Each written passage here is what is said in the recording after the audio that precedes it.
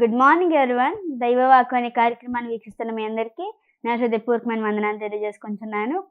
ఈరోజు దేవుడు మనతో మాట్లాడబోయే మాట ఏమిటంటే, యోహాను రాసిన మొదటి పత్రిక 1వ అధ్యాయం 9వ వచనం చివరిలో రాసి ఉంటుందండి. ఆయన మన పాపములను క్షమించి సమస్త దుర్నీతి నుండి మనలను పవిత్రులుగా చేయును. ఎవరండి ఆయన అంటే? మన యేసయ్య. మన కోసము తండ్రి అయిన దేవుడు తన ఏకైక కుమారుని మన కోసం సాక్రిఫైస్గా పంపించి మనల్ని రక్షించడానికి కొరకు, మనల్ని స్వస్థపరచడం కొరకు, మన పాపం నుంచి ప్రతి దుర్నీతి నుండి మనల్ని పవిత్రునిగా చేయడం కొరకు ఎవరిని పంపించారు? ఏకైక కుమారుని పంపించారు. ఆయన మన కోసము ఎన్నో భరించారు కదండి. ఎన్నో మాటలు భరించారు, ఎన్నో కొరడా దెబ్బలు, ఎన్నో ముళ్ళ కిరీటం పెట్టినా భరించారు, సిలువ మోయిపించినా భరించారు, ఎన్నో భరించారు, మేకులు కొట్టినా భరించారండి, బల్లెంతో పొడిచినా భరించారు. ఆయన మన పాపాలు ప్రతి దుర్నీతిని ఎందుకు భరించారని ప్రశ్న చాలా మందిలో ఉండొచ్చు.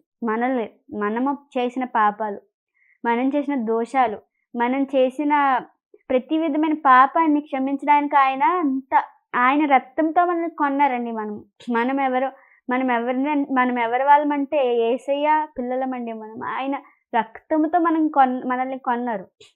ఎంతోమంది దాన్ని మర్చిపోతున్నారు. ఎంతోమంది క్రైస్తవులనే కాదు, ఎంతోమంది దాన్ని మర్చిపోయి ఎలా అంటున్నారంటే, యేసయ్యే కదా, చర్చికి వస్తాము వెళ్తాము అంతే, లైఫ్ ఎంతేనా? యేసయ్యకి మనం ఎంత ఇవ్వగలమా? ఆయన మన కోసమేమో రక్తం చిందించారు. ఇంత రక్తము పడిపోతుంది, అంత బాధ ఆయన భరించారు మన కోసం. మనం ఏంటి, ఆదివారం చర్చికి వెళ్తాం వస్తాం అంతేనా? ఇంకా ఏమైనా ఇవ్వచ్చా దేవునికి? మనము పాపం నుంచి దూరమయ్యి దేవుని దగ్గర అవుతాయి, అది దేవునికి చాలండి. అంతా ఆయన కష్టపడింది మనం రక్షించడానికే కదా. మనం రక్షణ పొంది కూడా ఇంకా పాపం చేస్తున్నామేమో, రక్షణ పొంది కూడా ఇంకా తప్పు చేస్తున్నామేమో, రక్షణ పొంది కూడా దేవునికి దూరం అయిపోతున్నామేమో. ఇప్పుడు చూడాలి, మీరు గమనించవలసింది ఏంటంటే, దేవునికి దగ్గర అవ్వే కొలిది మనం పాపానికి దూరం అయిపోతున్నాము, పాపానికి వెళ్ళలేం కూడా. ఆయనతో ఎప్పుడైతే మనం ఫుల్లీ కనెక్టెడ్ ఉంటామో పాపం మీద మనకి విరక్తి వస్తుందండి. ఆయన మనల్ని ప్రతి పాపం నుంచి, ప్రతి దుర్నీతి నుంచి మనం రక్షించడానికి ఆయన వచ్చారు. నేను ఈరోజు మీకు చెప్పాలనుకున్నది ఏంటంటే, ప్రతి పాపం, ప్రతి దుర్నీతి నుండి మనకి రక్షణ ఎక్కడో దొరకదండి, ఆయన దగ్గర దొరుకుతుంది. The one and only Jesus Christ. ఆయన దగ్గరే దొరుకుతుంది. మనము ఎంతో ఎతుకుతాము, ఎన్నో పూజలు చేపిస్తామేమో, నా పాపాలు పోవాలి, బలిలు ఇస్తామేమో పాపాలు పోవాలి. కొంతమంది బలిలు ఇస్తారు, కొంతమంది ఎంతో చేస్తారు. పాపము దానాలు చేయడం ద్వారా, బలులు ఇవ్వడం ద్వారా పోదండి. మన యేసయ్యని నిజంగా మనము నమ్మితే ఆ పాపం పోతుంది. ఈ రోజు నుంచి ఆయన రక్తంతో మనల్ని కొన్నారు కాబట్టి ఆయన పిల్లలుగా మనం జీవిద్దాం. ఈ రోజు నేను మిమ్మల్ని అడగాలనుకున్న క్వశ్చన్ ఏంటంటే, బైబిల్లో ఫస్ట్ బాప్తిస్మం ఇచ్చింది ఎవరు? చాలా సింపుల్ క్వశ్చన్. మీరు అందరూ చూసిన వాళ్ళందరూ ఆన్సర్ పెడతారు అనుకుంటున్నాను. కామెంట్ బాక్స్లో కలుసుకుందాం, ప్రార్థన చేసుకుందాం.